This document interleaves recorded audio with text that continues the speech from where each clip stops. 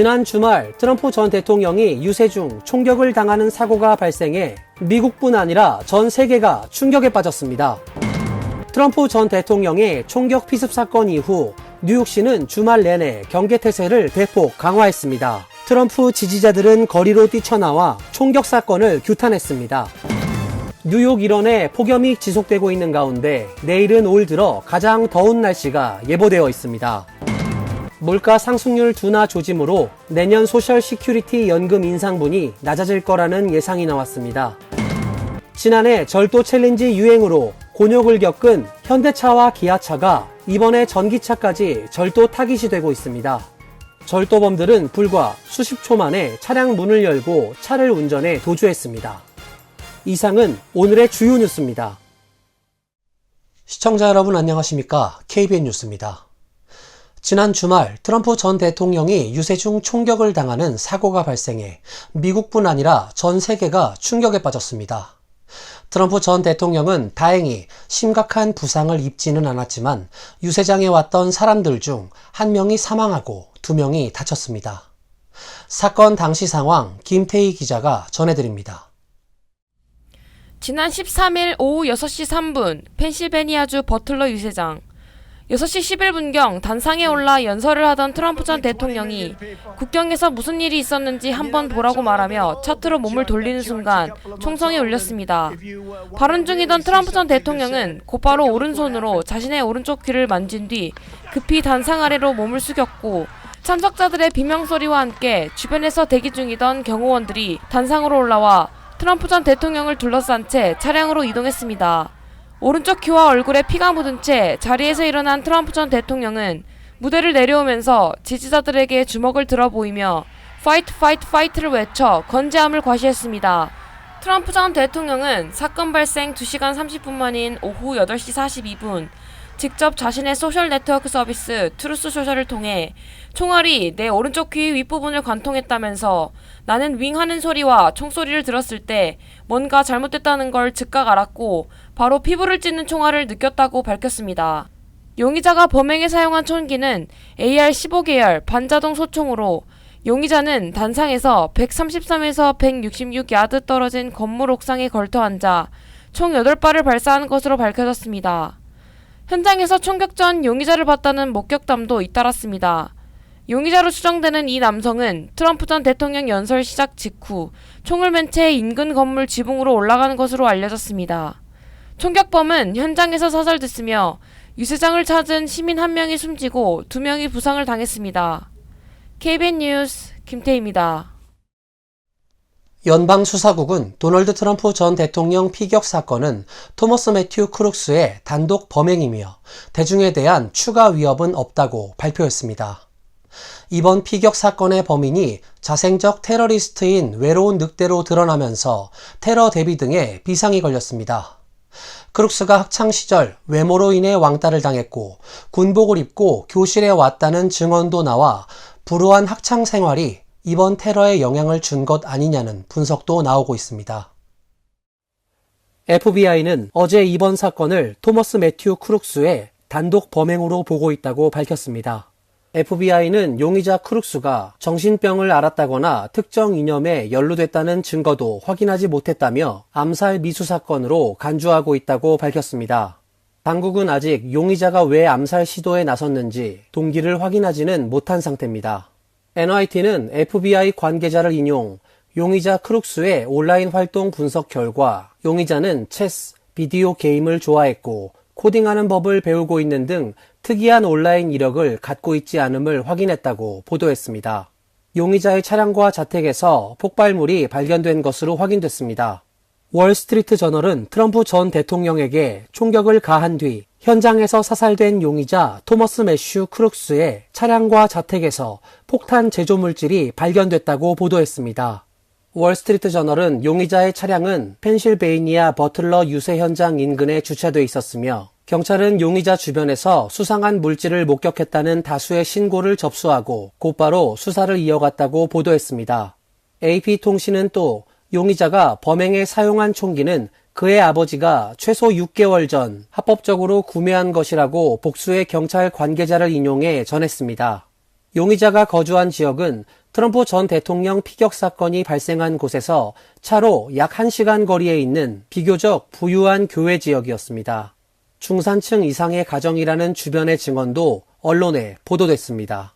학창 생활 등을 놓고는 평범한 학생이었다는 주장과 왕따를 당하던 외톨이였다는 이야기도 나왔습니다. 크룩스가 근무한 것으로 알려진 펜실베이니아의 베델파크 요양원과 고등학교 관계자들 역시 크룩스의 행적에 대해 특이한 점을 발견하지 못했다고 밝혔습니다.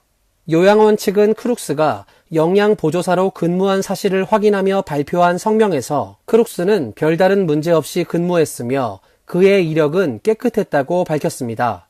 NYT는 수사관들은 아직 그의 동기와 정치적 신념에 대해 확신하지 못하고 있다며 분석을 시작한 크룩스의 휴대전화 등의 증거가 남아있을 가능성이 있다고 보도했습니다. 트럼프 전 대통령의 총격 피습 사건 이후 뉴욕시는 주말 내내 경계태세를 대폭 강화했습니다. 맨해튼 5 애비뉴 트럼프 타워 앞에는 트럼프 전 대통령의 지지자들이 모여들어 총격 사건을 규탄하고 나섰습니다. 지난 13일 저녁 7시경 맨해튼 5 애비뉴에 위치한 트럼프 타워 앞에는 총격 피습 소식이 전해진 직후 지지자들이 모여들기 시작했습니다. 시민들은 TV로 선거 유세를 보던 도중 혼란이 벌어지는 것을 보고 바로 뛰어나왔다고 말했습니다. 어제는 시위대 규모가 더 커졌습니다. 미국을 다시 위대하게 모자를 썼거나 성조기, 트럼프 2024 깃발 등을 든 이들은 USA, 미국을 구원하라 등을 외쳤습니다. 뉴욕시는 총격 피습 직후 성명을 내고 5개 보로 전역에 경계태세를 강화한다고 밝혔습니다. 월스트리트 등 뉴욕시 곳곳에 위치한 트럼프 전 대통령 소유의 건물 앞 폴리스퀘어, 뉴욕시청 등에 경찰을 추가 배치했습니다. 한편 AP통신은 사건 발생 약 2시간 만에 중국의 온라인 쇼핑몰에는 트럼프의 총격 당시 사진이 인쇄된 티셔츠가 판매되고 있다고 밝혔습니다. 중국뿐 아니라 아마존 등 미국 일부 온라인 쇼핑몰에도 관련 티셔츠가 우후죽순처럼 등장하고 있습니다. 뉴저지의 한 상점에서도 해당 사진과 총격은 나를 더 강하게 만든다 라는 문구가 새겨진 티셔츠를 판매하는 모습이 포착됐습니다. 다음 소식입니다. 뉴욕 일원에 폭염이 지속되고 있는 가운데 내일은 올 들어 가장 더운 날씨가 예보되어 있습니다. 뉴욕시 보건국은 가급적 외출을 자제하고 에어컨 등 냉방시설이 부족한 경우 시에서 운영하는 쿨링센터 이용을 당부했습니다. 뉴욕시의 오늘 낮 최고 기온은 화씨 95도, 섭씨 35도로 올 여름 들어 가장 높은 기온을 기록했습니다. 높은 습도까지 더해져 한낮 체감 온도는 105도까지 올라가 그야말로 불볕 더위를 연출했습니다. 내일은 기온이 더 올라갑니다. 기상청은 내일 낮 최고 기온을 화씨 97도로 예보했습니다. 체감 온도는 103도로 예상됩니다. 오후에는 천둥과 번개를 동반한 폭우도 예보되어 있습니다. 뉴욕, 뉴저지, 커네티컷 등 동북부 지역에는 폭염 경보가 내려졌으며 대기질 경보도 동시에 발령돼 각별한 주의가 당부됩니다. 뉴욕시 공원국은 올림픽 경기장 규모의 중형 수영장을 포함해 모든 야외 수영장의 개장 시간을 오후 임시 연장했고 보건국은 더위 관련 질병 예방에 주의할 것을 경고했습니다. 뉴욕시 비상관리국도 5개 보로에 위치한 쿨링센터를 전면 오픈하고 적극 이용을 당부했습니다. 물가 상승률 둔화 조짐으로 내년 소셜 시큐리티 연금 인상분이 낮아질 거라는 예상이 나왔습니다. NBC 뉴스는 시니어 시민연맹을 인용해 내년도 소셜 시큐리티 연금 인상률이 2.63%로 전망된다고 보도했습니다. 이는 지난달 발표된 예상 인상률 2.57%와 비슷한 수치입니다. 시니어 시민연맹은 정기적으로 생활비 조정률을 반영해 예상 인상률을 발표하고 있습니다.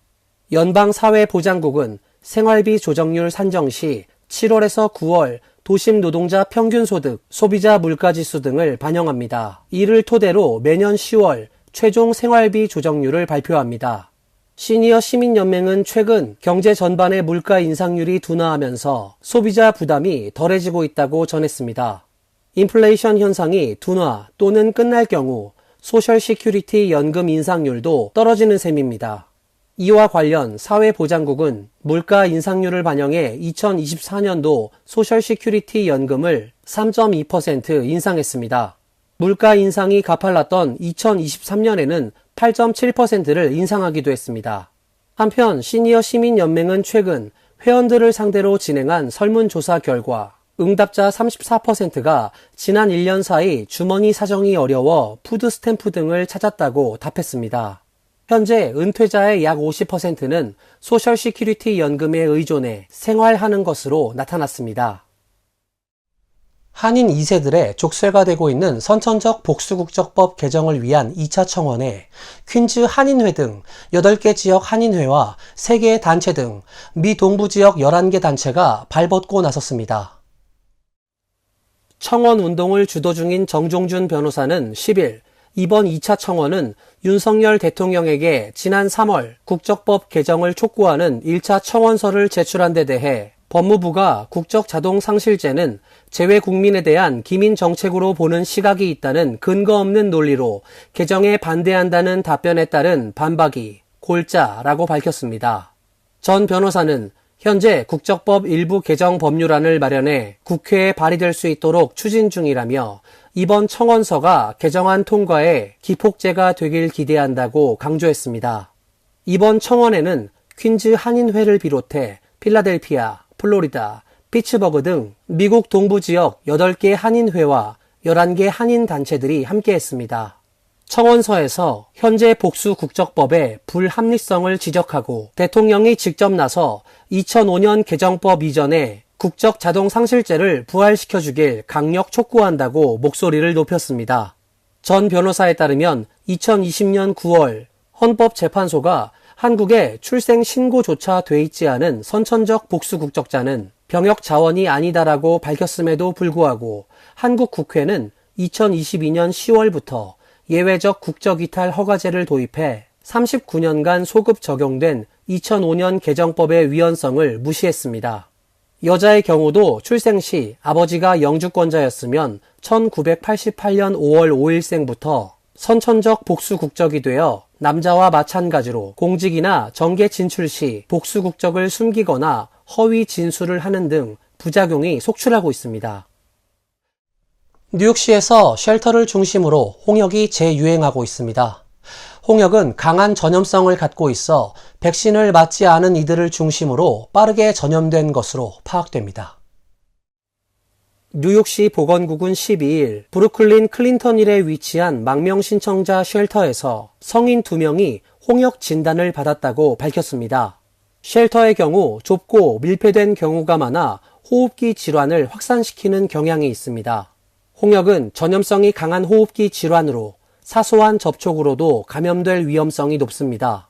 약 10일간의 잠복기를 거쳐 발열, 발진, 눈의 충혈과 콧물, 기침 등의 증상이 나타납니다. 대부분 백신을 맞아 예방하고 있지만 백신을 맞지 않은 이들의 경우 감염자 주변 10명 중 9명을 감염시킬 정도로 전염성이 높습니다. 특히 5세 미만 어린이가 걸리면 폐렴과 뇌염과 같은 심각한 건강 합병증으로 이어질 수 있습니다. 다행히 2022년부터 2023학년도 어린이의 홍역 백신 접종 완료율은 97%로 높은 편이지만 최근 남북 국경을 넘어온 망명 신청자 중 백신을 맞지 않은 경우가 있고 이로 인해 홍역 감염자도 늘었다는 설명입니다.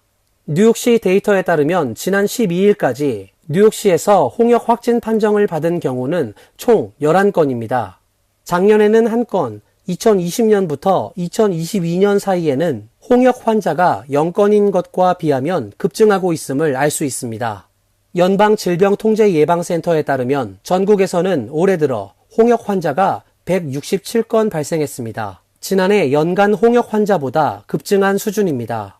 CDC는 지난 3월 시카고 쉘터에서 발생한 한 명의 홍역 사례가 57명 감염으로 이어졌다며 대부분 감염자는 백신 미접종자라고 전했습니다. 지난해 절도 챌린지 유행으로 현대차와 기아차가 미국 내 도난 신고 건수 1위부터 3위까지 차지한 가운데 이번엔 현대 기아의 전기 자동차가 절도범들의 표적이 되고 있습니다. 절도범들은 불과 수십 초 만에 차량 문을 열고 차를 운전해 도주했습니다. 최근 온라인 자동차 매체 오토에볼루션은 차량 절도범 사이에서 한국산 전기 자동차가 새로운 타깃이 됐다고 보도했습니다. 절도범은 고가의 전자장비를 활용해 전기 자동차 잠금 장치를 풀고 차를 훔쳐가고 있습니다. 이 수법은 전자장비가 닌텐도 게임보이 콘솔과 유사해 게임보이 차량 절도로 불리고 있습니다. 절도범은 게임보이 콘솔 모양의 키 에뮬레이터라는 전자장비로 전기 자동차에 신호를 보냅니다. 해당 전기 자동차는 키 에뮬레이터가 보낸 신호를 진짜 키라고 인식, 자동차 문을 열고 시동을 걸 수 있게 됩니다. 이 에뮬레이터 장비는 가격이 수만 달러에 달해 이전에는 초고가 차량들을 훔치는 데만 사용되어 왔지만 최근 소프트웨어가 업데이트되면서 현대, 기아차와 제네시스까지 모든 전기차 모델이 표적이 되고 있습니다. 실제 유튜브에 공개된 한 영상에는 절도범 2명이 키 에뮬레이터로 1분 만에 현대 자동차 아이오닉 5를 훔쳐가는 장면이 담겨 있습니다. 절도범은 차량 소유자 계정에서 전기 자동차를 삭제하면서 위치 추적까지 피하고 있습니다.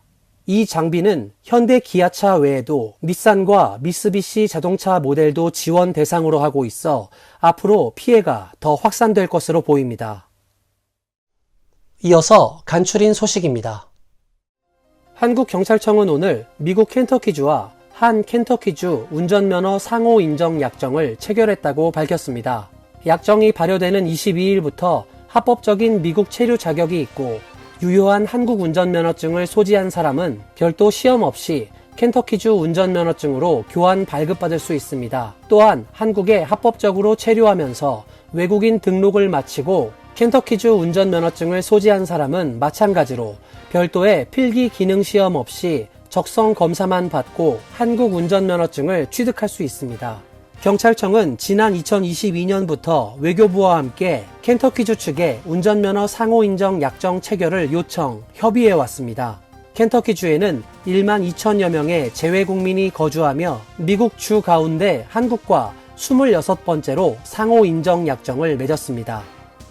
오버타임 수령 임금 기준이 지난 1일부터 인상됨에 따라 최소 100만 명 이상의 근로자가 오버타임 수혜 대상에 포함됐습니다.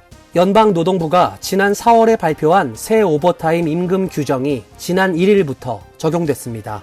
이에 따라 주당 844달러, 연간 43,888달러의 급여를 받는 근로자들도 주당 40시간 이상을 근무하면 시급의 1.5배를 오버타임 수당으로 받을 수 있게 됐습니다. 이전에는 주당 684달러와 연봉 35,568달러였습니다. 특히 2025년 1월엔 수혜 기준이 주당 1,128달러, 연간 58,656달러로 상향 조정돼 더 많은 근로자가 혜택을 받을 것으로 보입니다. 60대 한인이 폭염 속 등산을 갔다가 실종된 후 5일 만에 숨진 채 발견되는 안타까운 사건이 발생했습니다. 캘리포니아 리버사이드 카운티 셰리프국에 따르면 샌디에고 인근 출라비스타에 거주하는 61세 한인 김한태 씨가 지난 10일 리버사이드 카운티 팜스프링스와 카바존 사이 화이트 워터 지역의 스노우 크릭 협곡에서 사망한 채로 발견됐습니다. 리버사이드 카운티 셰리프국은 지난 7일 오전 김 씨에 대한 실종 신고가 접수됐다고 밝혔습니다. 당시 김 씨는 아이딜 와일드에서 북동쪽으로 2마일 정도 떨어진 풀러리지의 험준한 산악지대로 등반에 나섰다가 연락이 끊긴 것으로 알려졌습니다. 실종 신고를 받은 당국은 헬기를 동원해 수색에 나서는 한편 전문 구조대를 현장에 파견, 민간 산악 수색팀의 협조를 받아 매일 수색 작전을 펼친 끝에 김 씨의 시신을 발견했다고 셰리프국은 전했습니다. JFK 공항 내 우체국에서 근무하던 전직 직원 2명이 코로나19 경기 부양금 수표 또는 세금 환급 수표 등이 동봉된 우편물을 훔쳐 자신들의 계좌에 입금한 혐의로 체포됐습니다. 연방검찰 뉴욕 동부지검에 따르면 키본 웰링턴과 카이마니 스트레이커는 2021년 6월부터 2023년 8월까지 JFK 공항 우편 분류시설에서 근무하면서 코로나19 경기 부양 지원금, 세금 환급 수표 125장을 훔쳐 최소 400만 달러 이상의 금전적 이득을 취했습니다. 스트레이커는 2022년 8월 29일부터 9월 1일까지의 기간 동안 해외 수취인 앞으로 발행된 다수의 체크를 훔친 혐의도 받고 있습니다. 검찰은 웰링턴과 스트레이커를 연방정부기금 절도, 우편물 절도 등의 혐의로 기소했으며 검찰은 이들에게 각각 7만 5천 달러와 5만 달러의 보석금을 책정했습니다. 환율과 증권 소식입니다.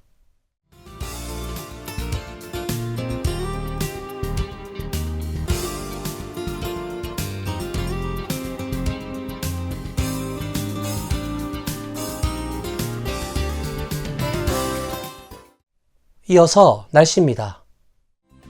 내일도 무더위가 이어지겠습니다. 낮 최고 기온 97도, 섭씨 34도, 밤 최저 기온 78도, 섭씨 23도로 예상됩니다. 수요일은 오후에 강한 뇌우가 예상됩니다. 목요일은 기온이 다소 내려갑니다. 이상으로 KBN 뉴스를 마칩니다. KBN과 함께 즐거운 시간 되시길 바랍니다.